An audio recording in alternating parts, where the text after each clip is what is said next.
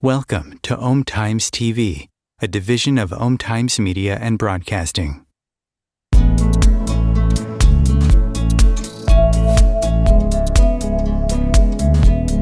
Welcome to the No BS Spiritual Book Club's live streaming interview series, where leading new thought teachers, speakers, and authors share the intimate stories behind the 10 best spiritual books that inspired them the most on their spiritual journey. From well-known classics to hidden gems you might never have heard of, the No BS Spiritual Book Club saves you time and money by sharing reliable recommendations from those who've walked the path before you. The No BS Spiritual Book Club, the only no BS guide to the best spiritual books to inspire your own journey of self-discovery. Here's your host, founder of the No BS Spiritual Book Club, Sandy Sedgbeer. Hello and welcome.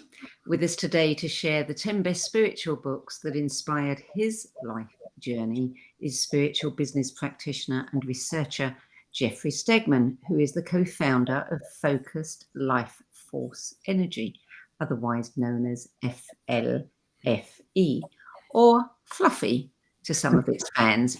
FLFE provides tools and teaches how to use high consciousness fields for personal evolution and to create personal sanctuary. Now, if you're wondering what that means, stay tuned, because Jeffrey will be telling us more about high consciousness fields and the little known influences that are greatly affecting us after we've discussed the 10 books that inspired him on the path that led to his becoming an avid researcher on the evolution of consciousness and high consciousness fields. Jeffrey Stegman, welcome. Thank you, Sandy. It's great to be here. So tell me about your relationship with books. I was that kid with a book in my hand all the time, all through childhood. I was on the couch with a book. I was in a tent with a book. I was in my treehouse with a book. Um, they they've just always been with me. I always have a stack, Mm. of books to read constantly, and they were my escape as this young child. Science fiction was I loved Philip K. Dick and many other authors that were really diving deep into the human psyche and time travel and otherworld intelligences. Do you recall the first book, I'll call it a spiritual book or an Mm. inspirational book that really expanded your thinking and kind of, wow, Mm. changed things for you? Well, I think the earliest book for me was well, it was related to dolphins. Yeah. Ah, So when I was a kid, I loved the sea, and I went to a camp called Sea Camp in Florida, and I got to spend time with dolphins, and so I really got obsessed with dolphins and whales and that intelligence that was there.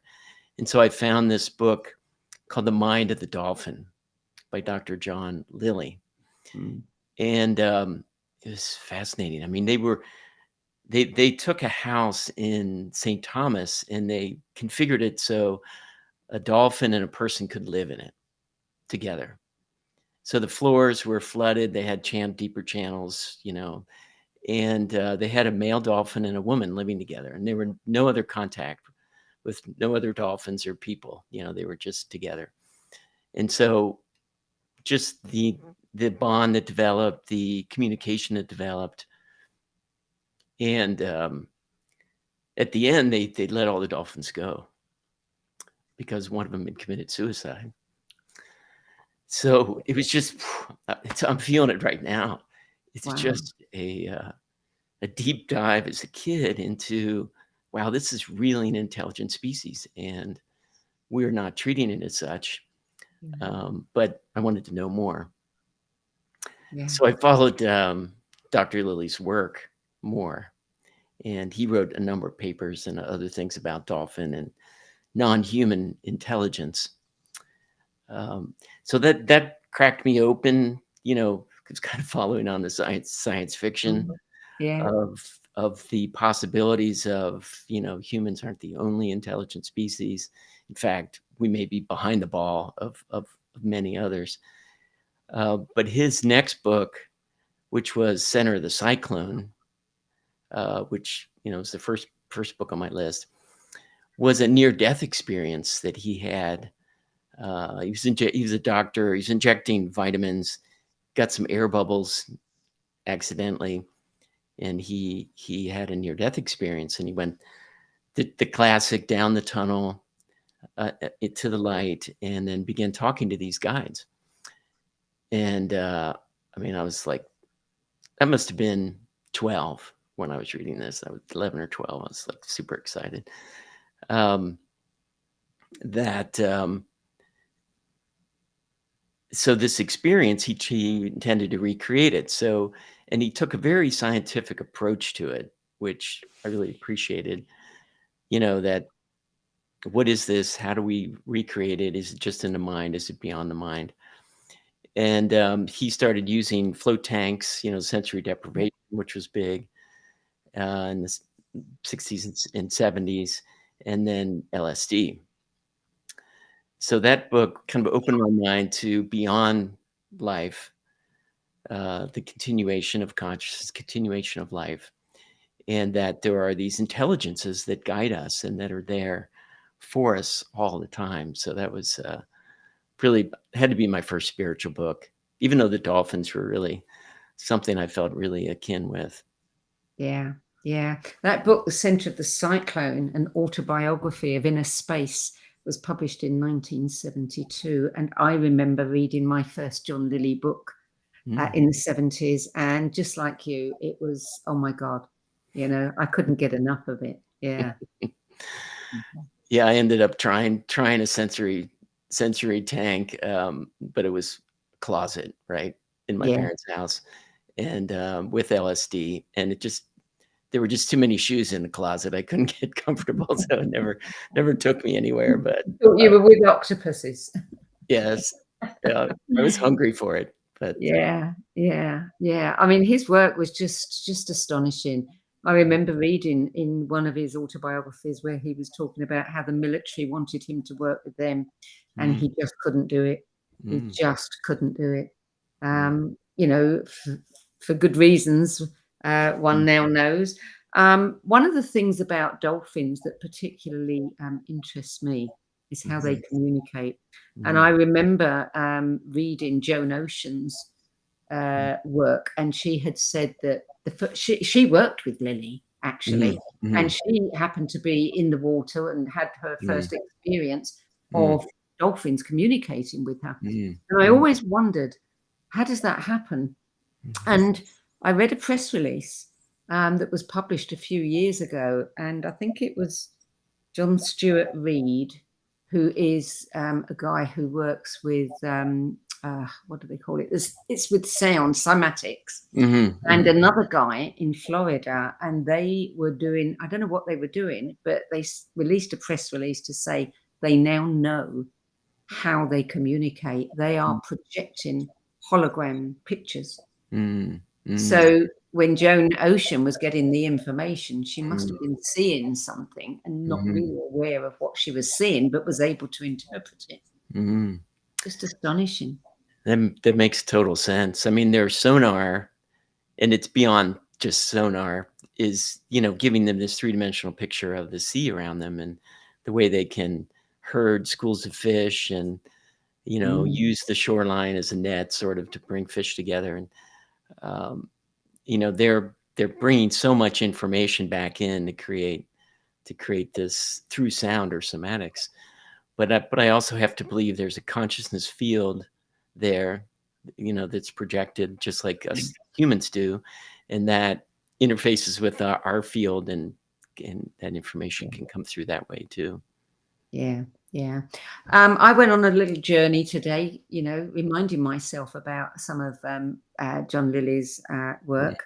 And I came across, and I don't know if you've seen this, his maxim. And I thought that we mm, really should share it because it says, in the province of the mind, what one believes to be true either is true or mm, becomes true within certain limits. mm, These limits are to be found experimentally and experientially. mm. When so found, these limits turn out to be further beliefs to be transcended. In the province of the mind, there are no limits. Isn't Mm. that wonderful? That's right on the money as far as I know Yeah, too. It's just, and that connects so much to some of my other books and my life work now and what we're doing. yeah, Um, that that whole idea of projecting your vision, and I think it's comes down to us as multidimensional beings and creating that solidifying vision in what some people call the astral yeah, dimension. And the more solid it gets, the more it starts to manifest. So, yeah, yeah. and Well, book two on your list is Many Lives, Many Masters. This is a popular one. The true story of a prominent psychiatrist, his young patient, and the past life therapy that changed both their lives. Brian Weiss, MD, published in 1988. yeah, that book again came, probably 10 years or more after the center of the cyclone.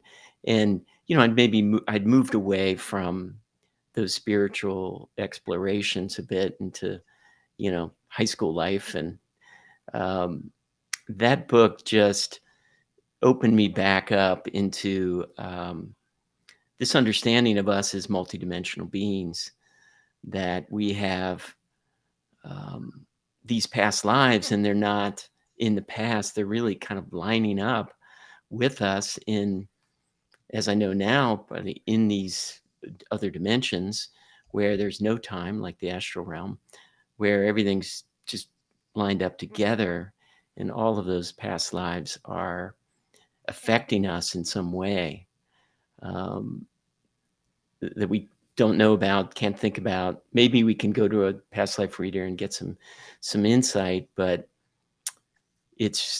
that was really made clear for me because of the way it was written as a skeptic to, through again scientific Mm.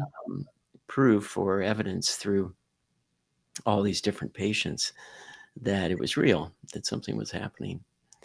And just like all frontier science, the first evidence is something happening, not Mm. how is it happening or what's the exact theory of why it's happening, but is it real? And Mm. for me, that book was, all right, it's real now. It's not a belief. It's like a certain knowingness for me that past lives were real. Yeah. Yeah. Book number 3 is Super Synchronicity, Where Science and Spirit Meet by Gary Schwartz, published in 2017. Yeah, I've come to know Dr. Schwartz. He came into FLFE through one of our subscribers, and he's joined our research team, and it's been just a wonder to be around. And this book, I read it really after getting to know Dr. Schwartz and watching him in action, just noticing synchronicities. He is like the synchronicity master. He'll notice these little pieces that line up, that are pointers towards something for him personally. And the book goes into great detail of the mathematics of it, which is astounding. I mean, when you get these, what he calls super synchronicities, like 5 to 7, it's 1 in a billion, that this is a chance occurrence, that the idea that, oh, it's just chance, really goes out the window in those situations. So what the heck is happening, right? So for me, it's really opened my eyes to, and it goes back to what you said about the visions that we hold, our power to manifest, the sort of mutability or changeability of what we think of as hard reality, that these synchronicities are, somehow brought together, somehow created, that point us in a direction that's important for us. Yeah, I had a conversation with Dr. Bernard Beitman, who is a psychiatrist who's written a wonderful book on synchronicities and coincidence. And he's now set up an official study, probably the first person since Jung to do that. And he has a website called Coincider. And I was saying to him that we don't know which comes first, because I think intention is involved in synchronicity. I think we project out an intention and synchronicity occurs. So most people think that it's just accidental, And there's no way that it's accidental. Once you get past, 2 together, like you get to 3 or 4, the chance is so remote. I heard Lee Carroll say, of Cryon channeling, that synchronicities are the intention. Our intention starts the ball rolling, and then our higher self, which isn't, you could say, another dimensional part of us that's much expanded and includes all of our lifetimes and really connection to all that is, starts talking to other higher selves, and they arrange these meetings. It's part of a, like, all right, let's make this happen, and you show up at this time, I'll show up at that time. Which I love that idea that our higher selves are all talking to each other and setting these things up for us. Yeah, that's a good one. That's a good visual, actually. Very good visual. Yeah. Book number 4, Leadership in the New Science, Discovering Order in a Chaotic World by Margaret J. Wheatley, published in 1992. Yeah, so I was in business running organizations and just really looking for meaning and purpose. Like, how could I bring in a new way of leading into organizations? And this book really set me on a new path. It was really the looking at science, looking at nature, and looking at the natural world and the natural patterns, and that they're present in organizations, that it's not a separate thing, right? That fractal patterns of information repeating were there and could be used and harnessed in an organization. Um, and that, again, the holding a vision and creating a reality is so important. And she called it an invisible field. I probably now call it a consciousness field with the information in it of the vision. And that vision kind of permeates everyone in the organization. And you can talk about it, but it's also being held. If it's a strongly held vision, that's moving the organization towards that future. So that was an important piece from her, is holding that vision. And after that book, I really consciously worked on holding a vision, a big vision of win win win win for everyone, where the organization would do well, everyone in it would do well, the customers would do well, the competitors would do well. It was just like, how can we really succeed in a global way with this vision? And so that became really something I do to this day. The other piece that was really interesting in her work was the natural chaos, in seemingly chaos of change in the natural world and in organizations, where it looks like things are falling apart, volcanoes are going off, hurricanes are showing up, but there is actually in that an implicit order, a higher order emerging. And so in an organization, it was around, well, all right, we failed at this. The market's taken this terrible turn. What are we going to do? Like, we got 50 people counting, 100 people counting on us for their livelihood. So in that chaos, this idea of knowing that there is an order emerging, and being curious and certain that it's coming, and watch for the information. And Tom Kenyon sort of reinforced that later with his Hathor. I don't know if you've read any of his Hathor missives, about the void point, where it's kind of the same in a natural disaster as maybe when you pass over, that there's this breaking apart, this chaos, this disappearing of those things that we know as reality, right? Those little guideposts are all gone. And so we're in like the chrysalis, right? We're in the butterfly's not yet born, and it's just a lot of swirling pieces. And that the advice was, be curious, watch for signs, and follow the synchronicities, basically. Yeah. And that's served me very well. That's good advice for this time.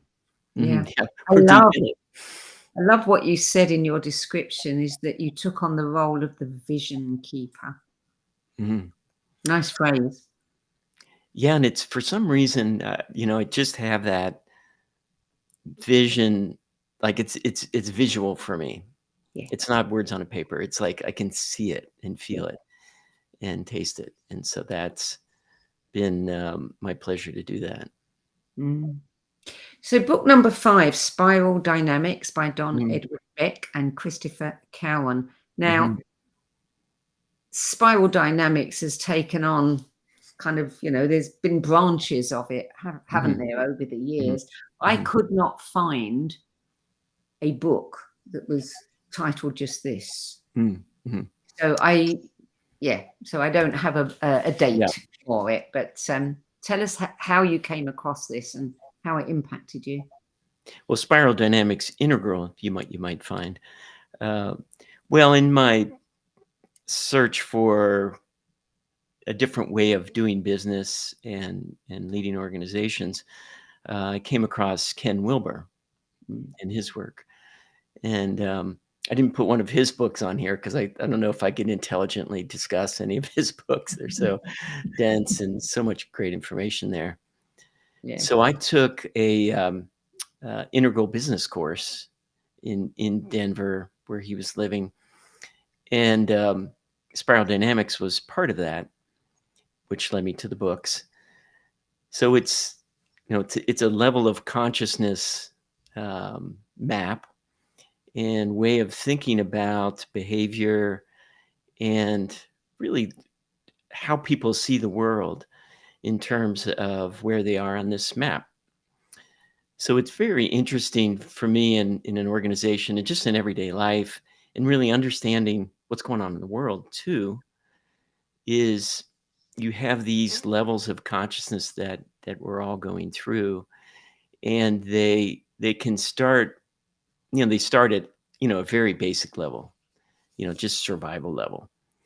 But kind of what we deal with in the spiral dynamics model, they're by color, is what they call red, which is a very individualistic, um, impulsive, strong individual meme, you could say, or way of being or value system. So the spiral dynamics is really about a value system, how you see the world. And the red values the strength. Like if whoever's the baddest MF is the one you respect, right? I mean, it's just like dock worker, teenagers, it's that really intense individualistic group. And at that level of consciousness, if you are approaching them with well, let's all decide together, and you tell me your opinion, I'll tell you mine, and she'll tell hers, and we'll all come to a decision. They're You can't reach them, right? They're going to blow it up somehow. Yeah. So you have to be stronger than them. You have to, approach them in a way that they respect. So, and there's shadow sides and in spiral dynamics and strengths. And that the strength of that group is they're the ones forging the new pathways, right? They leave the nest, they leave the paradigm, they go off and they create something new. And that's very important. And on the shadow side, can be very destructive. Um, but that morphs into the next level, which is what they call the blue level, which is more about law and order, um, you know, police rules, and the respect or the values is for who is the top of the chain, the pyramid, the hierarchy. So the hierarchy is important for the society to kind of bring those reds under, control. And, it's like when someone who's in that red level of consciousness goes into the army, that's what they get them into that hierarchy, right? Mm. So, and there's each of these levels has its own shadow, its own value, or, what's good about it. So it really helped me to meet people where they are, especially in a group, in an organization. Like, all right, this person is blue. They don't want to be in a discussion either. They want to be told by the hierarchy, by the top person, what to do. Yeah. And they will jump in eagerly. It fulfills them. It's part of their mission in life to be, if they agree with the organization, to be part of that. So that's not to be discounted. It's important to the whole. And it's a lot of what I learned in this is that each part is so important to the whole. And it's not like, well, you're at a low level, this high level is better. It's always a role to play in the flux of innovation and change and the societal and growing up. So there's so much there, and it was my really start to levels of consciousness, which has been playing out over and over again, and is an important part of our work in FLFE. Yeah, you said that it's especially compelling is its explanation of the chaos during personal and massive cultural and worldwide change. Again, Back to the chaos, yeah. Yeah, back to the chaos. Yes. Yeah, so in the spiral dynamics maps, so they lay out these maps and they're in a spiral. And when you go from one level, when you start bumping up against the top of that level, say you're in blue and you're bumping up at the top of blue, and there's your what you look to for authority is starting to crumble and starting to be seen as not integrous, and things are falling apart. Um, the next level in spiral dynamics is orange, which is entrepreneurial. Again, it's kind of individualistic, where you move into creating your own value through your own contribution and Mm. um, innovation. But that gap in between, it's that time when your old view is dying and it's ugly and things are falling apart and you're disillusioned, and those, again, it's kind of like the markers of your life are not steady anymore. They're dissolving or falling apart. That then emerges the new, the new upper or higher order of consciousness. Mm. So in that chaotic part, and we believe this happened. We did some studies on this as well, and with Clayton and I in FLFE, and you look at certain people who have had very high levels of consciousness, but then they had a dark night of the soul, where things just didn't sync anymore. They couldn't connect in the way they used to connect to their higher power, to whoever they're really going to. And nothing seemed right. Everything is losing its power or its energy, and that is really a reconstitution to a higher way of connecting and a higher way of seeing the world. So that's, again, back to what the earlier books, the chaos part, and being able to be in that and knowing that there's a new order emerging, and watching for the signs of it, and using your vision to, what do you want the new order to be? Yes. Participate.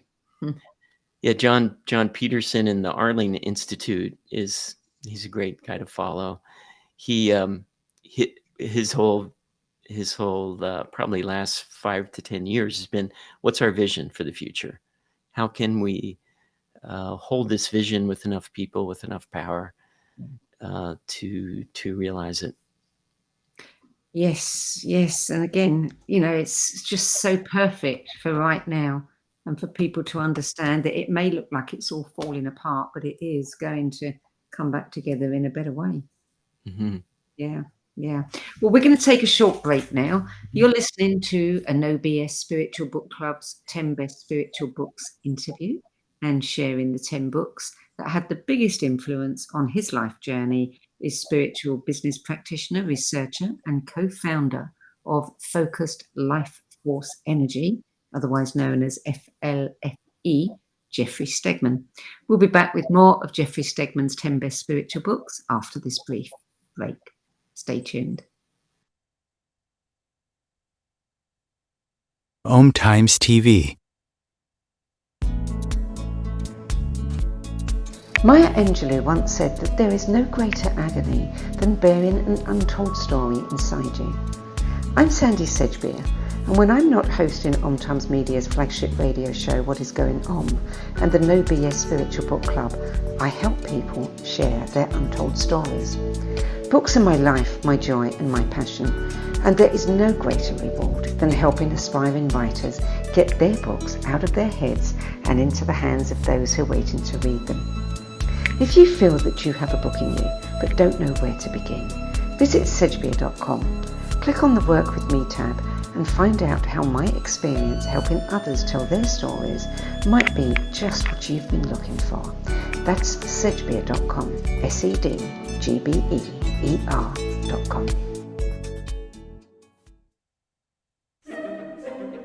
Imagine becoming a super influencer. Reinvent yourself. Invest in your brand and then manifest your success with a robust spheric approach.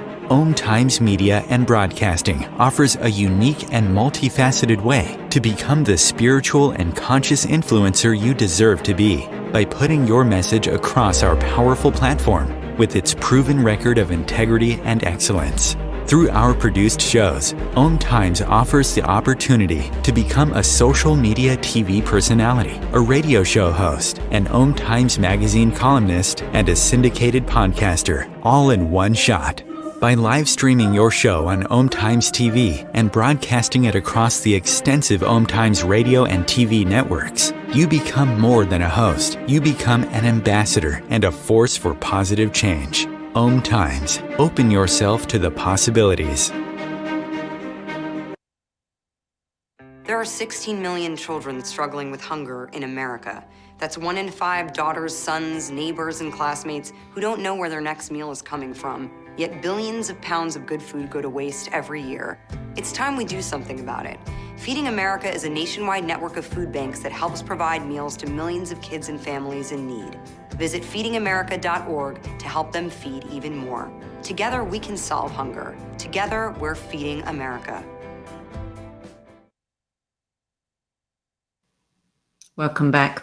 Jeffrey Stegman, book number 6, Power versus Force, The Hidden Determinants of Human Behavior by David Hawkins, published in 2004. I was not surprised to see this on your list. Yes. Well, it fits so well with the current times and what we've been talking about, the chaos and change.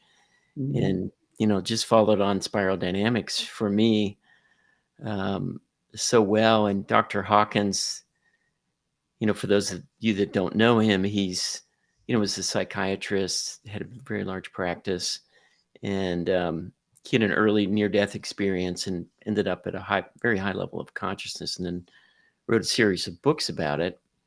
And Power versus Force really kind of fits in really well, just that title. I mean, the power of higher consciousness, the power of these visions that we've been talking about,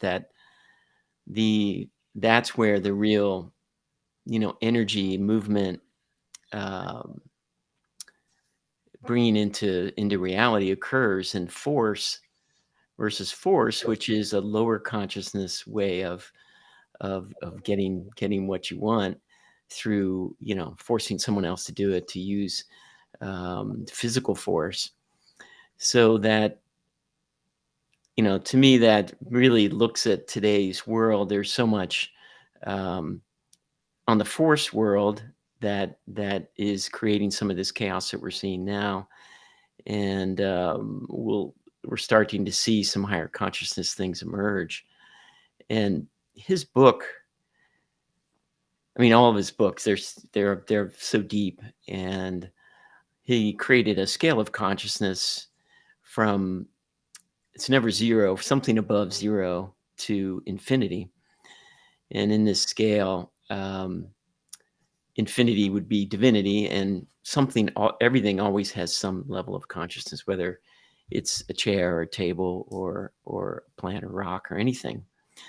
And each point upwards, 10 times more energy available, more power to manifest what it is you want to do, to create the life you want.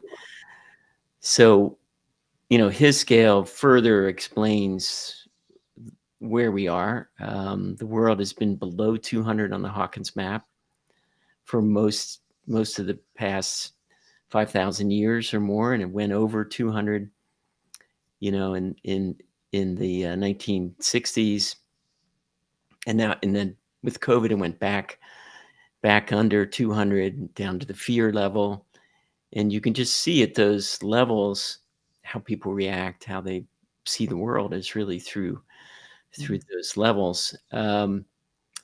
So it's another lens for looking at human behavior, looking at ourselves, and where the evolutionary path could lead us.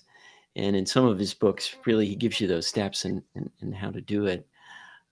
I just love watching him on YouTube or reading his books. There's like a consciousness field around his video. Mm.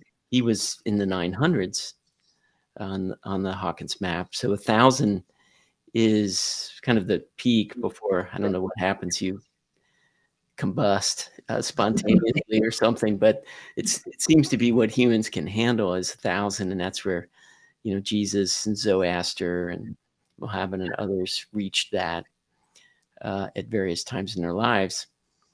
And 500 is where love starts, where in unconditional love's like 560, 540 to 570, and then 600 becomes the nonlinear realms, which you could say enlightenment or a different way of operating in the world with much more power.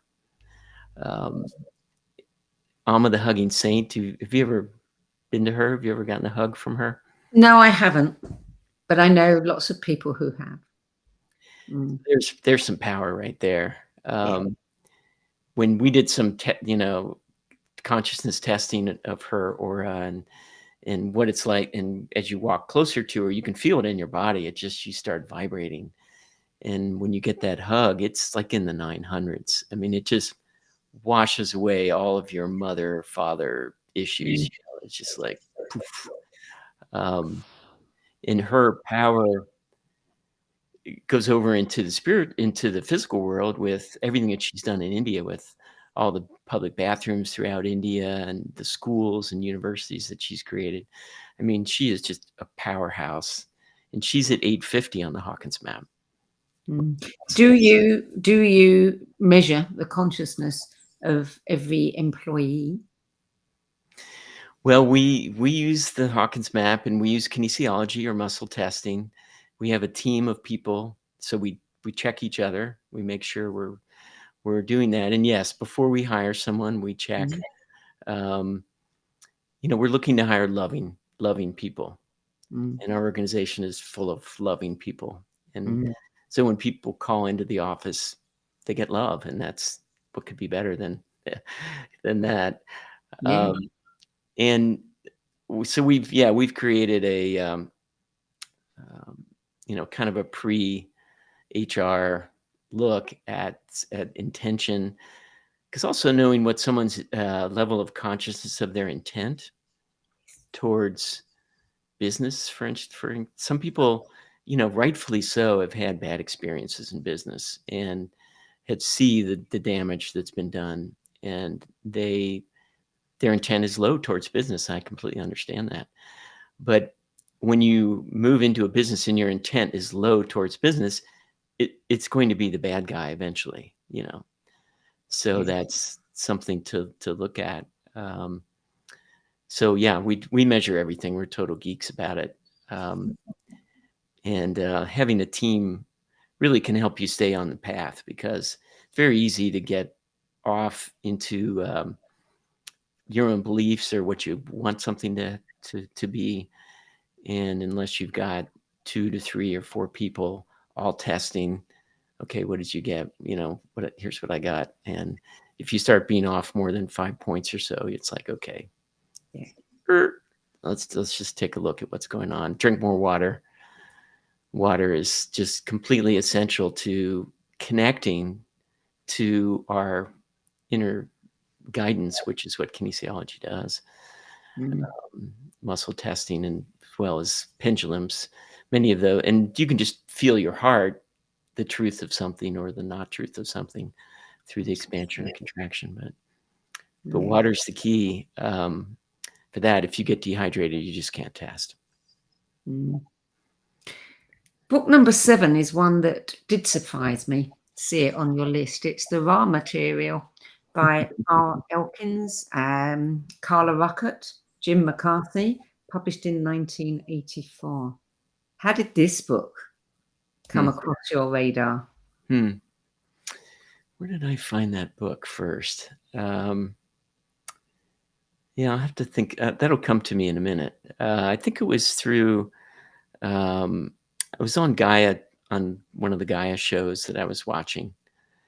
And yeah, these books, first of all, the channeling in the books is really interesting the way they approach it. They're very, very, very careful about how they do the channeling. Everything is in exact alignment, and they're checking the energy of the person, and that has helped me in that connection to the other side that occurs naturally for all of us, but that we can take further, with practice, to be really careful about how you do it. Yeah, there. I read all of these like in a fever dream. I was like, I'd gotten bitten by a spider, and I had this terrible high fever for like 4 or 5 days, and I just like read through all these books, the raw material, the Law of One, as they call it, and there's some just really good pieces in there. It's a bit dense, and the language is a little bit difficult, but the thing that I really lit me up was the idea about service to others and service to self, about these two paths. And we're clearly in the service to others path and what we're doing with FLFE. And in the service to self path, I've always tended to think of it as, negative, bad, just lots of pushing against that. But what I really saw in this book was that that's a valid path as well. Yeah. And it leads to, it's the hierarchy and domination's part of it, big part of it. So that service to self is really creates some of these structures that are negative that we see, and some that maybe that we don't see. And what really gave me a lot of peace there was I can just bless them on their way and not be dominated, to do what I need to be sovereign. And that what they say clearly in the book is that if you're on the service to others path, there's more help. That there's non-human intelligences around us, whether you call it angels, ETs, whatever guides, that those are there for us. And if we call on them, they'll help us on that service to others path. And the service to self doesn't have that. Mm-hmm. So they can do other things to get information, of course, but they don't have that higher consciousness, higher intelligence help that we do. So that was, to me, that was good news, and gave me some peace in thinking about them and just blessing them on their way, without giving them any foothold. Yeah, without giving your power away. Mhm. Book number 8 is, you said, the most important book on your list. It is the Sasquatch Message to Humanity, Book 2, Interdimensional Teaching from Our Elders, by Sunbow True Brother, published, I think they were channeled around about 2016, 2017, and the books came out a bit later. Mm-hmm. Yeah, I'm going out on a limb here, even more so than the raw material, but that's okay. You can go out on a limb here. Well, so one of the things we do with books now, Sandy, that's really interesting is we measure the level of consciousness of the book. Yes. So that's a measure of the truth of the book. So if you've got something that's like scientifically true, kind of materialistically true, would be in the 400s. Something that's, in the love range would be in 500s. And if you get to 600 and above in a book, it starts to be nonlinear in that it's looking under the hood of normal 3D reality, right, of how things work. So these books are at 850. So that's a high level of truth. So that got our attention, first of all. Now, I would recommend these books to anybody, but the way to look at it is you can just say, well, this is like science fiction. I'll just read it as fiction and see what I get out of it. From my understanding, the Sasquatch are multidimensional. They're older, much older than humanity. They are highly intelligent. When we measure them, they're above 1,000 on the Hawkins map, especially the older ones. And they are our big brothers and sisters. And they've been with us through eons of history, times when we knew them and times now where we don't. And this book is really a primer on our own multidimensional powers or perceptions. So it's very helpful in that way, in that it's telling us, look, you've got these abilities. And here's some understanding of the dimensions, which is really, I found very incredible and useful. These details of the dimensions are some of what we understand normally, but like what they call, what's known as the astral realm, they call it the alter dimension. And we have an alter body, which we've heard that before, astral bodies, and that there's alter matter that like our matter, it's less dense, by the same ratio as the, after death, the weight of the body changes. That ratio, I forget, it's like 20 to 100 to 1 or something like that. But that it's less dense, but it's just as real in that dimension. And that the border between that, say, alter dimension and this one is the speed of light. And that when you are, say, have a strong vision and you're holding that vision, you're putting a lot of energy in it, it's manifesting in that dimension, very real and alter matter. Mm. And that as it becomes more and more dense and things become, say, not vibrating as fast, things can come into form. And that's how they move between dimensions, is by raising their vibration. Once you get above light speed, then you're in this hyperspace, astral realm, alter dimension, as they call it. But what's fascinating about this book is, first of all, the description of the dimensions, at least the first 5, and the geometry related to them. And it explains so much about what's going on with dark matter and the expansion of the universe. They have a totally different explanation for these things. But at the underlying all of it is consciousness. From the very zero dimension, it's consciousness throughout. And then as we move from in and out of these dimensions, which we can do as humans, we're using our consciousness to do this, and we're using our consciousness to create with our visions. So there's so much in these books. I've read them dozens of times. I mean, book 1 is more about the history of this planet, and book 2 is more about dimensions. Mm. I'll have to check those out. Number 9, Testimony of Light, An Extraordinary Message of Life After Death by Helen Greaves. And this was published in 1969. Mm-hmm.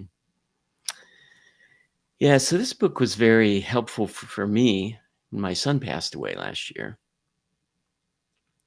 Mm-hmm. And my partner Audrey had read this book when she lost someone. And it's a very clear, chronicle of passing over, what's next, sort of the patterns of ascension that are occurring in the passing over process. And it helped me to understand what was happening for Miles when he passed over.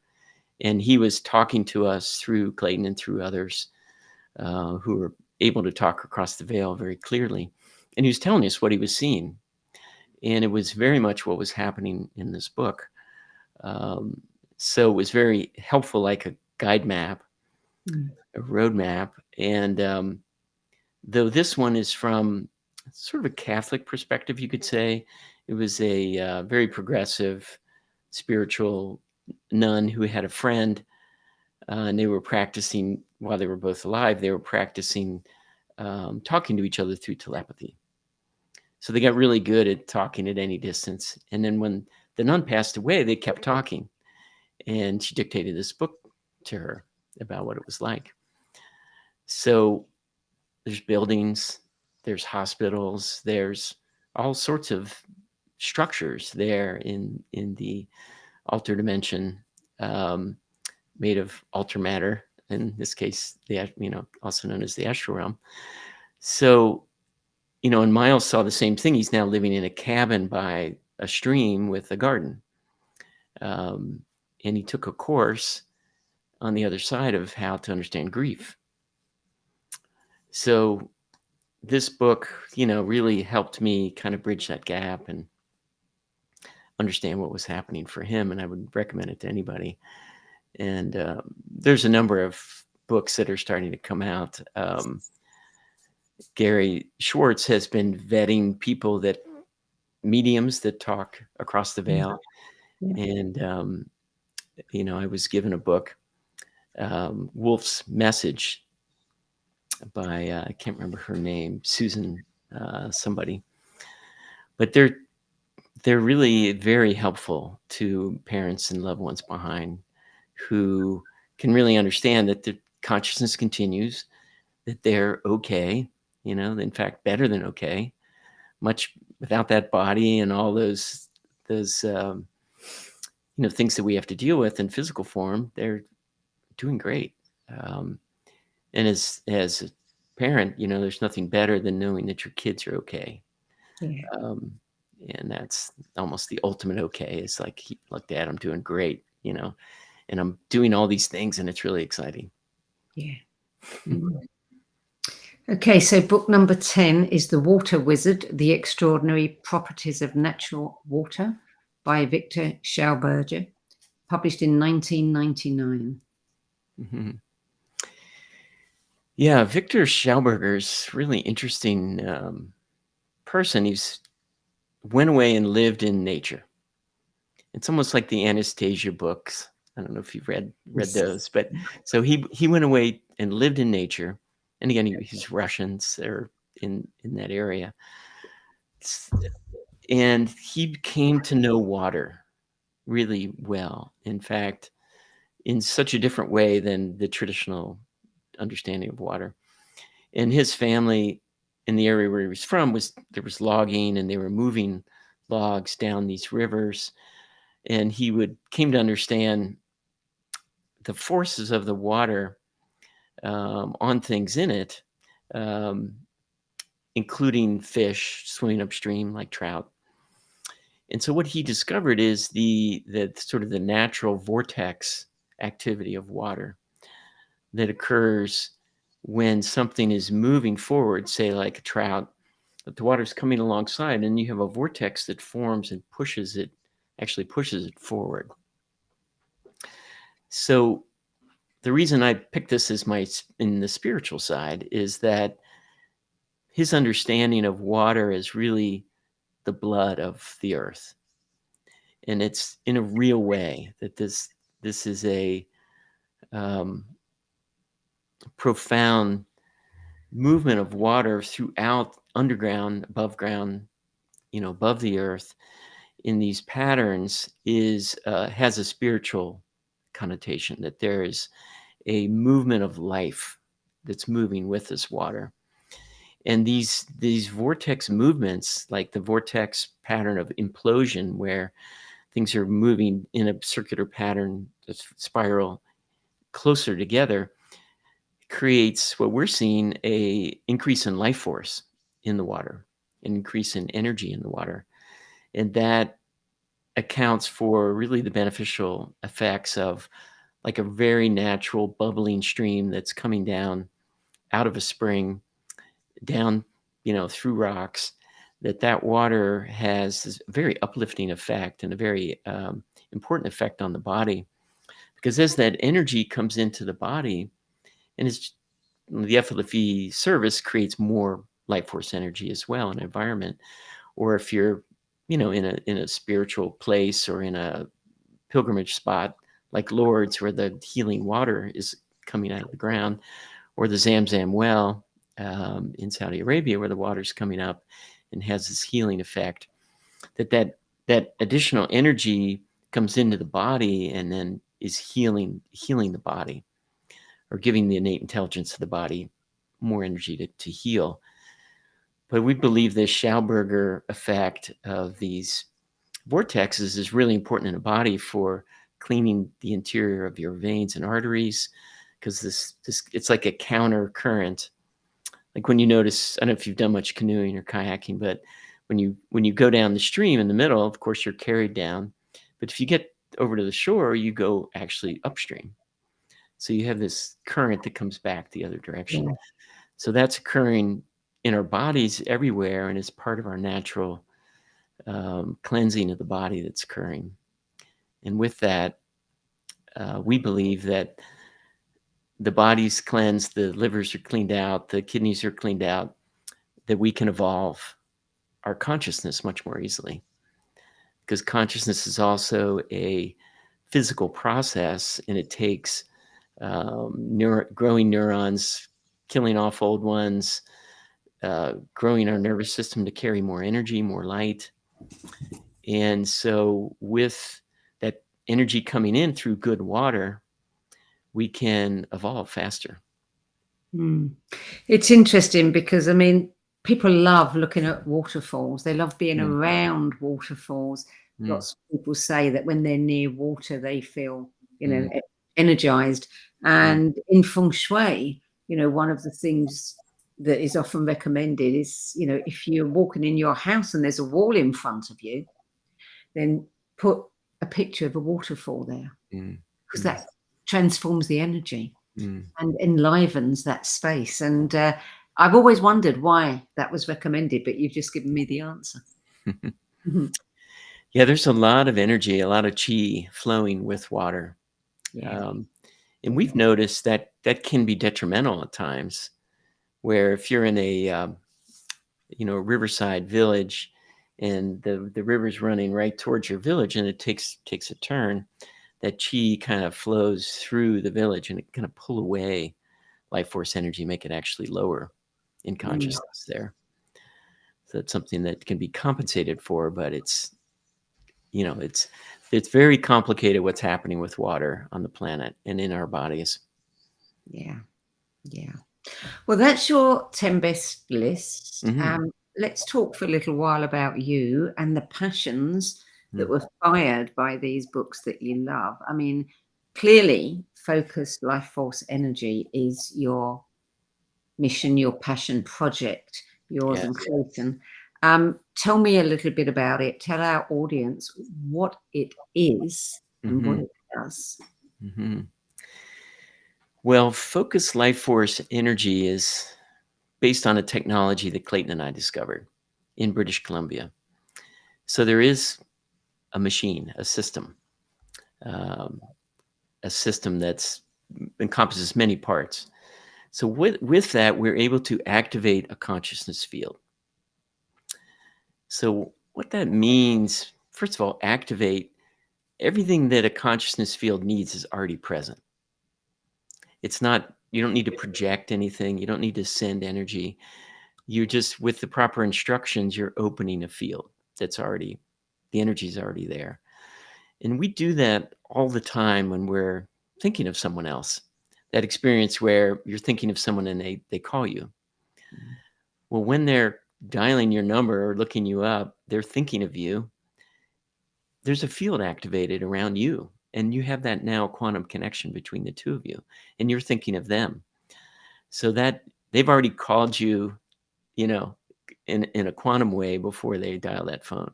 So that's how we connect with each other all the time. And, there's studies with twins and mothers and children where that connection is just instantaneous, right? Anywhere in the world. So FLFE is based on that same principle. And the FLFE system, the original machine, had created a very high consciousness, very high chi, high life force energy zone. Originally, there were stacks of plates and coils, floor to ceiling, electrically connected, and following on Nikola Tesla's footsteps, high-speed alternating current, and the voltage both being adjusted. And what occurred is those input stacks were pulling in energy, and the one output stack was concentrating it in one spot. And that's where that quantum connection can occur. And we were able to take that same kind of system without. It turned out we could amplify it after the fact. We didn't need the high-speed alternating current, which is a little difficult to work with.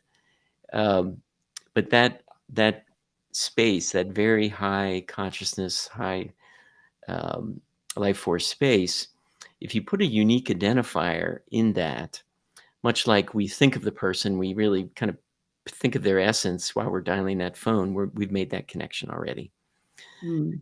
So an address, coordinates, are places on the planet. They're uniquely identified.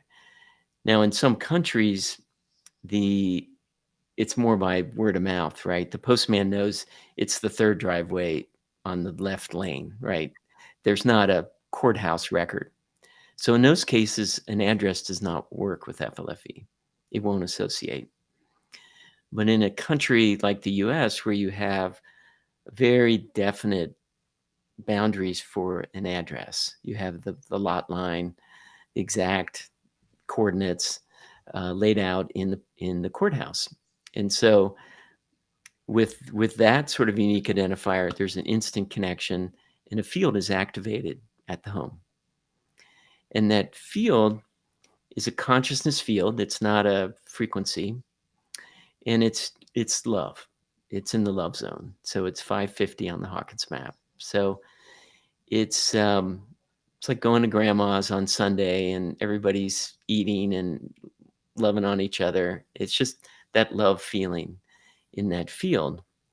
So number one, 550 has way more life force energy in it. So the body picks that up, the water in the body picks that up, and you become healthier over time. But there's also a rise in consciousness that happens because we're all a mix of different domains. We've got relationships, we've got finances, we've got career, life, work. We've got all these different kind of pieces of ourselves. Some are low. We had something happened in our childhood and we got yelled at or spanked, or, well, I'm never going to do that again. Never, And so that little unconscious piece is at 5 years old or 6 years old, wherever we were. So those start to rise in a high consciousness field, and things start to loosen up, and we start to become free of those patterns and beliefs, unconscious patterns and beliefs that are holding us back. And people in that field, it's like going to Lourdes or one of the pilgrimage sites like Zamzam. Well, people feel uplifted, and things happen pretty quickly. There's a unique identifier. Yeah. Can you actually, use a telephone? Yeah, phones are an important part of the service. So with the phone, there's only one cellular number like that. So that is uniquely identified. We activate a field around the phone, and within 9 feet of that field is a higher consciousness and other benefits that we've been able to sort of engineer into this, where we're activating the field and we're also asking. So these are requests of divinity that go into this field. We're asking for various things to mitigate EMFs. So we discovered shungite, the energetic essence of shungite was really helpful for EMFs. Mm. And we come at it completely from a consciousness point of view. So EMFs lower consciousness. So they're bad for the environment from our point of view. And some people have really bad reactions, like they're really sensitive. So we did a research study with the University of Pennsylvania researcher, Dr. Gary Schwartz was part of it, with EMF sensitives. And we saw a big drop in symptoms. on the FLFE service with EMF sensitives. So this was both intensity and frequency of symptoms, like sleep. Wow. Is this a good idea to suggest it for children? Because so many children, you know, the amount of time they spend on their phones and what they are getting, you know, I think all of us agree is not healthy. Is this something that parents would want for their kids? Yeah, we have many parents with who have their children's phone on the FLFE Everywhere, the phone service is called. And we have a children's product that's lower cost because parents were, well, we've got our house on, we've got our phones on, we want to put our children's on. Can you help us with costs? So we have a lower cost product for children's phones. And yeah, it's not just the EMF, or maybe it's part of EMF, but it's anxiety is really just rampant these days, and depression, suicide. And the dissonance, you know, the cognitive dissonance. Yeah. Not feeling like they belong. So the FLFE field, so an unconditional love field is you're bathed in love. So there's the feeling of being loved, first of all. Second, there's more energy for you there, which can help get you past depression. We haven't done a research on this one yet, but we have 3 or 4 like really profound depression stories where people were depressed and someone put the service on, they didn't even know it was on. And we had one man, he was young man, he was in an accident, he was paralyzed, and he was in bed for months, probably most of a year, just heading for the exit, right? And his sister put FLFE on, and she came home the next day. He was out of bed in his wheelchair outside. So those kind of things are. So when you talk about cost, what does it cost? Well, the flagship service, the full service, is $35 a month. That's not too bad. So we've kept it just as low as we possibly could. We have a big staff of people in the office, the Love Zone, and people call in and can talk to someone Saturday, Sunday, up to 10 o'clock at night Pacific time. So we really feel strongly about having someone to talk to, someone to help you with the service, to help you with your growth. I mean, they're not counselors, but they're there to listen and help you drink enough water. So we've kept it at 35. The children's one is down to $10 a month for the children's phone. You do free trials, don't you, so that people can experience it for themselves? It's so nonlinear, Sandy. We had to give it away to get people to try it because it's so out of the box, and that's why we focus so much on science, and we have quite a big research page. But the free trial is no credit card, no pressure. You have to work at actually subscribing after it goes off, and people notice they enjoy it when it goes on. Many people can feel it. And then all of a sudden they don't feel it. Oh, my free trial's ended, and then they sign up. But it's 15 days for a home, and then you can do 15 days on the phone or vice versa. So really it's 30 days free. There's no cost at all. And now you're doing something with water bottles. Yeah, that's coming. We're releasing that probably after we release this for the first time. But yeah, the part of the service is experimenting, is that we want to give everybody tools to be your own researcher, be your own consciousness researcher. So when you do a free trial, you have a control panel or customer portal. You can get in, you can turn it off, turn it on, turn it up, turn it down. And then within that portal, there's all sorts of resources. There's our podcast and lots of webinars. And we'll have the water bottle. So we're going to have a water bottle where we've activated a field through a picture of a water bottle. And that water now is much more energized. It's up in the 850 zone on the Hawkins map, which really helps that Victor Schauberger effect in the body. Yeah. And it just feels good to drink it. I know you've tried it, haven't you? I'm actually trying it now. Yes. Yeah. And I'm drinking more water. I'm enjoying drinking water, which is not a natural state for me, but it's becoming one. Yeah, for most people, I think. Yeah. Yeah, Gary Schwartz has done quite a bit of research with the water. So the way we work is we'll do a beta test first. First, we'll do an alpha where it's very small, just Clayton and I and a few people. Then we'll do a beta test with the staff, and we'll do a lot of surveys and other kinds of research on it. And then we'll go to a larger release.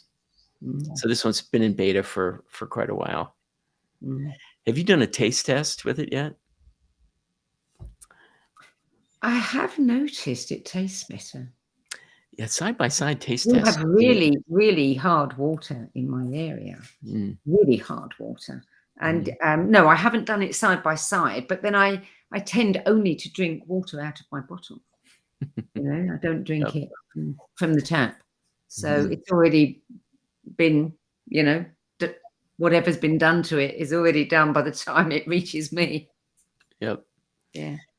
Well, that's why I was so interested in the Water Wizard, Victor Schauberger's work. And plants as well. I mean, we've done quite a bit of research on plants because people noticed just, wow, my plants are growing so well. My grass is much greener and I have to mow it more often than my neighbor. I hadn't thought of that one. Yeah. But I will now. Well, I think we're up to 6 different water or plant experiments now. The last one being a 10,000 acre farm, where that was a double-blind study where the farmer didn't know which parts of his field were on FLFE. And so we used coordinates and we created zones that were on the FLFE service. So there was a high consciousness field activated. And then we had control acres. And they had a big combine, a big John Deere tractor that was harvesting, and it could measure the yield per acre. And it created this big map of the whole farm, and it was different colors by yield. So that data then went to Gary Schwartz, and he analyzed the results per acre and what was in the FLFE zone and what was in the control zone. And it was a 22% increase in yield. Wow. And it was kind of a semi-drought at that time. So there was clearly additional life force, energizing water, just created this more life, supported life to thrive. And our mission is support the optimal conditions for evolution, but it's also for just a good life, just a happy, joyous life. Wonderful thing for people who are growing their own vegetables, as more and more people are growing their own food. Yeah. We're out of time now, I'm afraid. I mean, it's been fascinating speaking with you, and I'm sure you've got lots more wonderful stories to tell about what you're doing with this technology, but we have to leave it here. So thank you so much for adding your 10 best books to the No BS Spiritual Book Club's library of recommendations, Jeff. Great to be here. It was a great journey for me to go back through and look at all those books and see how they all connected together. Yeah. And I just love getting new books to think about and put on my list. So that's it for today, unfortunately. You can find out more information about FLFE, Focused Life Force Energy, at flfe.net. You can also join the facebook.com/groups/focused life force energy. That's it for this week. I'll be back at the same time next week with another edition of the No Best interview series. Till then, it's goodbye from me, and thank you again to Jeff Stegman. Thank you. Thanks, Jeff.